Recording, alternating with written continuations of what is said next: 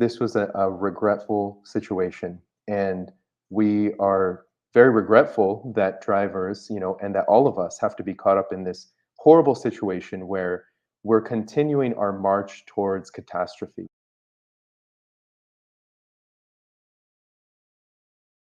So my first question always, I'm very into language because we all come at things like even the words global warming mean different things to different people. So Hmm. what's the definition, the operational definition of climate emergency for you guys?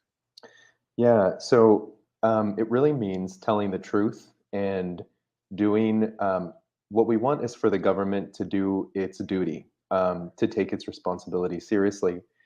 Um, the responsibility of any government worth its salt is to alert the public when there is a crisis, when there's an emergency, and then explain to them how they're going to tackle it and how they're going to address it. And it's ludicrous that this government hasn't done that. It's criminal, frankly, because they're not telling the public the truth. And there's good reason why people don't, if the government and the media in general are not telling them that. So what we want is for him to declare formally, for President Biden to declare a climate emergency and to end all extraction on federal and indigenous land. They're no-brainer demands, and he promised that he was going to end drilling on federal land and just recently announced that they're actually going to expand it. So he's going back on his promises, he's failing in his duties, and that's why we feel we need to take action. And what for you puts the climate emergency in the foreground, given what's going on in Ukraine? One could argue, well, Europe right now is hitting an energy emergency on its way to a decarbonized energy system. You could argue we're in a democracy emergency as of January 6th of the election aftermath. There is an energy crisis, short term, and it sounds like that's pretty much sidelined by the priority. You feel that climate is has to be in the front row. Well, fossil fuels, our fossil fuel economy are at the heart of a lot of these issues, right? The war in Ukraine, it's funded by fossil fuels, and these governments, these petro states, of which the United States is one, are continuing to expand fossil fuels, and that's how they pay for war. When the war broke out, the fossil fuel industry was ecstatic. They said that they want to, in their words, want to be hugged for saving the world. And while the war in Ukraine is criminal, um, it is not going to be solved by continuing to expand fossil fuels, which is what our governments and the Russian government are wanting to do. So this is really at the heart. And if we don't solve this crisis, if we don't get this under control, we are not going to have any future. And the science is telling us that as more and more people are not able to live where they're living now, in a few decades, and it's happening right now, we're seeing it, there's going to be more war. And there's going to be a lot more warfare, a lot more people displaced. We're going to see the collapse of countries, societies around the world. And Ukraine is just a taste of what we're going to see. And along with definitions, it's good to ask what's your theory of change? In other words, tell us about the tactics you've chosen, and we can look at some of the images from the 4th of July. Yeah, definitely. So what we're doing is we're following the model of civil resistance movements around the world for decades and decades and decades. When things break down and when the governments aren't functioning as they should, we see examples from the global south where people go to the capital, they protest, they block roads again and again, they disrupt business as usual until the government gives in to their demands. Just recently, the Indian farmer movement, they were protesting those two or three, I think, draconian farm bills, and that's exactly what they did. They all converged in the capitals, and they were prepared to lay down their lives, and they did. Many of them actually did die in those protests. But we see it was effective because they won. So we're following that model and doing exactly what people have done throughout history is what we're trying to do. to disrupt business as usual. And I guess this still getting at the theory of change, though. How does what you're doing? How do you see that propelling the Biden administration heeding your message? Definitely. Well, the first thing is that people aren't quite aware of how serious it is, right? And also, uh, what we could do is write letters, to Biden. We could write letters to our Congress people. We could try to get more people elected. We could try to get more of a platform. But the disruption uh, has gotten an interview with you, Andy, and it's Mhm. gotten us interviews with other outlets. And that's the main thing. We need to get this out into the mainstream. We need to get people hearing and talking about the severity of the crisis and to be able to use it as a platform to be able to communicate with the powers that be. So it seems like it's been effective, and it's continuing to be effective. Yeah. So now I have to ask some questions that will take this, a little bit deeper. I saw the tweets by the news outfit that covered really in depth your the protest on I-40, not 495, and saw the video clips, which were, really do tell the tale of what unfolded there. Mm, But I started to focus on this one instance and this one question. That young guy, before his shirt, he lost his shirt and lost his temper. He was talking to several of you, and he had physically manhandled a couple of you, and I think you were one of them. Um, but his story seemed to me, pretty disturbing. He said he's going to lose his job if he doesn't get to work. He's on parole, and he had several years of essentially heading in a track toward a career. He mentioned to one of you that he had a kid, and there was no sense of he kept saying, just open one lane.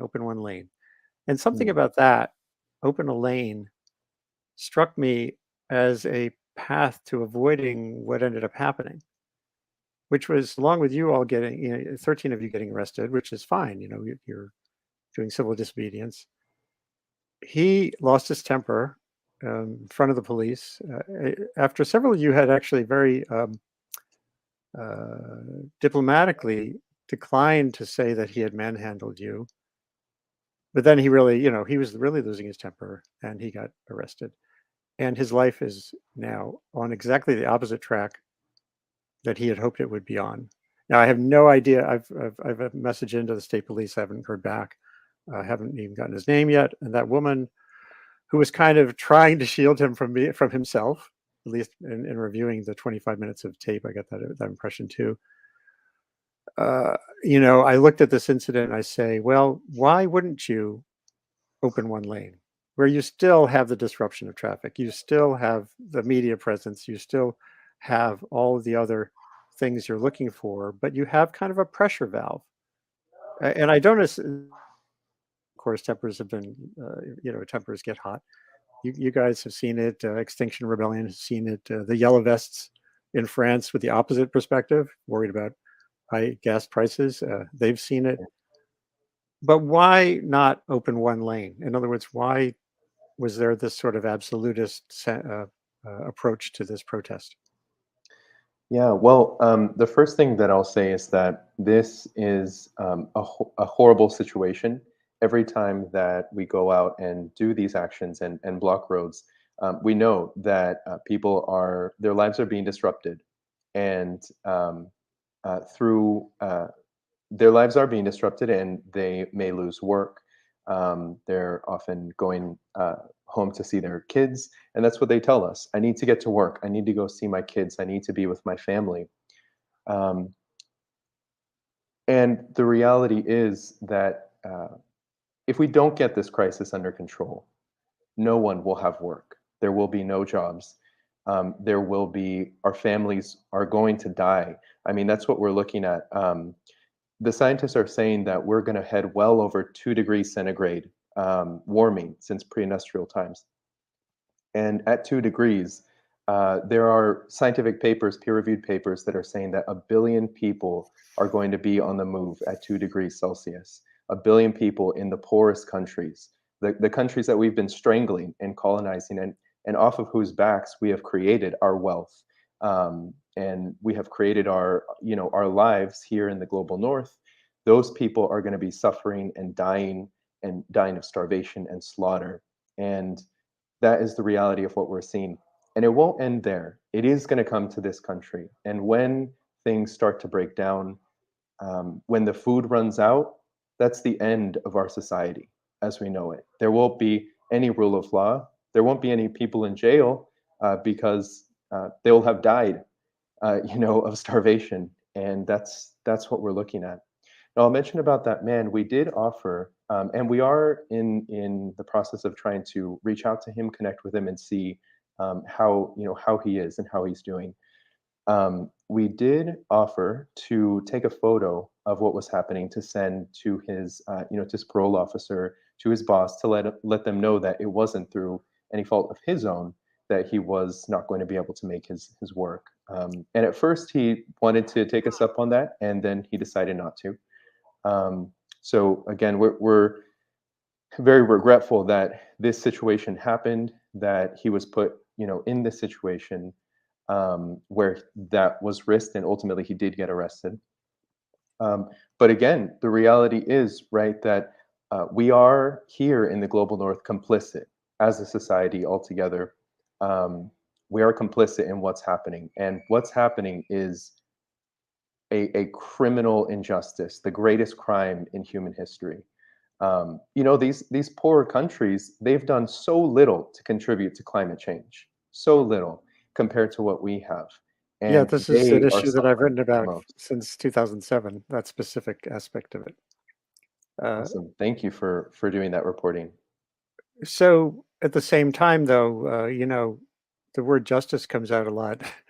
And I just have to get back to the idea of um, why you feel that this you wouldn't have accomplished the same goals while opening a lane, essentially, and avoiding his. I mean, his circumstance is pretty, if it's correct as he described it, and it's certainly the intensity of his statements sort of speaks to the reality of his situation. Um, the after the fact efforts to get him out of custody could have been avoided, and you'd still have the merits of your making your points. Um, what I'm getting at here is absolutism, which I recoil from generations, from experience in my family. My grandfather lived fleeing Russia in 1903 as a child, essentially, 12-year-old, because of pogroms, and on forward. It's the absolutism that personally I find hard to come to grips with. And I just Mm. want to get clear that you feel that not having that sort of pressure valve is okay. Well, yeah. So the first thing I'll say is that there was a lane open. The lane to, if you look to the left, and you could probably see in the video that cars were going through. Right. So that was the exit ramp there. That lane was open. The cars were backing up, um, and that's the first thing. I will say again, this was a regretful situation, and we are very regretful that drivers, and that all of us have to be caught up in this horrible situation where we're continuing our march towards catastrophe. And the public and the government and the media in general is not paying attention to this and is not addressing it with the intensity with which it needs to be addressed. As I mentioned, we're trying to reach out to him and see if there's any way in which we can help. We did offer to take a photo and be able to remedy that situation with his parole officer and his work. But you know, So all you're of in us are touch going to be caught in the crosshairs. you are in Um, touch with them? I didn't quite understand if you are or you will be. we're working on trying to reach out to him. We're not sure exactly. We didn't get his full name. Um, But again, the reality is that we are all caught in the crosshairs of this. And Yeah, I I know, was I I know. was But let's, we Well, are, I just like to mention that. rhetorically we are, and abstractly we are. You and I are not. You're not burned out of your house, and you're not flooded out of your house unless you're in a situation that would surprise me. I've been in those houses and I know those people, and there's tons that can be done for them to reduce their vulnerability right now that you could actively do with your time. Vulnerability reduction in every community, from Portland, Oregon, in the heat to flood zones where rich people are getting FEMA money because they have the lawyers and experts to get the FEMA money, Yeah, while poor people are in flooded communities. There's a ton to yeah, work on. And I understand also your focus here, obviously, on the institutional, systemic reality that I've written about again for decades. We are heading toward an overheated planet. It's already manifesting, um, and I also feel personally that it's okay to have a response, what's called response diversity. That if everyone in society went to the highways, or if we all were like Elon Musk, creating supercars, we'd be screwed. We need that whole matrix. I wrote about that context of some things that Greenpeace did many years ago that I really liked. Although there were some things they were doing that I was reporting on that were not. This is unrelated. This was on palm oil and stuff like that. So it's like I'm all about response diversity. I'm all about activism. I had not Billy Parish, Reverend Billy Talon has been on. He was on my blog in the New York Times many times, and I had him on the show recently. The creative work that they do going into banks, with their phones and disrupting, you know, bank culture is super. I just do think in the end that there are limits. And I wonder in this situation whether a limit was crossed. And it's fine to do ex post facto after the fact. Oh, we'll see if we can get him a picture that will verify it. He's already been booked. He's been arrested. He was on parole. The idea that something you will say will obviate the 26 minutes of video, which show him, pretty roughly dealing with officers and with a couple of you, is sort of fantastical to me. And there was a moment at the very beginning. He's saying, "Just one lane, just one lane." He's saying one of the lines. He said, "You're being so inconsiderate." I mean, he wasn't like screaming epithets. He was wearing socks and sandals. He was not some gangster, and he got turned toward being the worst of him by this event in a way that was avoidable. And I just that's what really I think there's a role for what you're doing. It's not like I'm against declare emergency. I personally think dimensions of the problem are such that emergency declaration doesn't really get you very far. But I may be wrong, and I'm not saying shame on you or anything. I just feel that in that there's one particular thing, finding a pressure valve approach feels like a good step forward, perhaps. mm, yeah. Well, well, I will say so. Again, yeah, this was a terrible situation, and we wish that this hadn't, that this hadn't occurred, that he hadn't been arrested. The video and the police report do show clearly the reason why he was arrested, which was continuing, that physical, aggression. Mhm. And we completely understand why he would be upset, why other people are upset and would be upset. And it's a terrible situation. And again, to come back to, we are all in a terrible situation right now, right? Now, I am not myself burned out of my house, right? But I'm from California, from Northern California, and a city not too far from the city where I grew up just burned down a few years ago in Sure. 2018, a city called Paradise. And I've driven back through, and met a lot of the people who lost their homes, lost everything in the fires. And they, years later, still couldn't talk about what had happened, those climate refugees. And that's going to be happening more and more. They lost everything. They lost their jobs, a lot of them, because a lot of them worked in the city. They lost their homes, and that's going to happen more and more and more. And so we feel that we have to step things up. We have to take risks and take this kind of action that is dramatic, that is in your face, because we've tried everything else, and we've tried uh, addressing the problem on a local level. We've tried through elections, through writing to our congressmen, through having mass marches. We've done that in the climate movement, and nothing has worked. And the government is continuing its march towards the precipice of disaster and catastrophe. So it is time, for folks to step up and take it to the next level. And we've given President Biden the chance for months. We sent our letter back in November, I believe, asking him to declare a climate emergency and telling him that we were going to be causing disruption. And we were very specific. We said we were going to be blocking roads, causing disruption. We've given him the opportunity again and again, and he's failed. And if he had taken those steps and declared a climate emergency, then we wouldn't have been there in the road, you know. Um, so that's what we're asking for. We're asking for an institutional change of the government, getting the government to address the crisis, because individual efforts are not enough anymore. Just the operations of NGOs aren't enough anymore. The government has to take its duty seriously, stop behaving like a criminal genocidal enterprise, and start making a change on this, starting with telling the public the truth about the emergency. Okay. Well, Jonathan, it's been helpful to have you on today, and I'll be posting this and transcribing it and everything.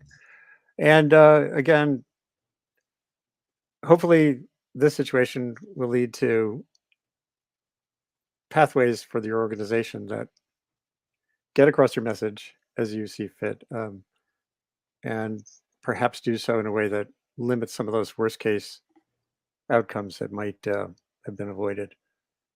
It's tough doing these things under pressure. Um, I constantly write about situations where environmental risk, where you can't avoid every scenario that comes up. And making there's no house that's flood proof, there's no house that's fireproof, and there's no demonstration, I Yeah, guess, that isn't doesn't have the potential to lead to something really awful happening. yeah, So, and hopefully, nothing worse than this will happen. Also, these things are, as you say, you're all taking a risk in doing this too. right. So, good luck with what you're doing. Thank you, Thank you so much, Andy. Appreciate it. and I appreciate your time too. All right, take care. Take care. Bye.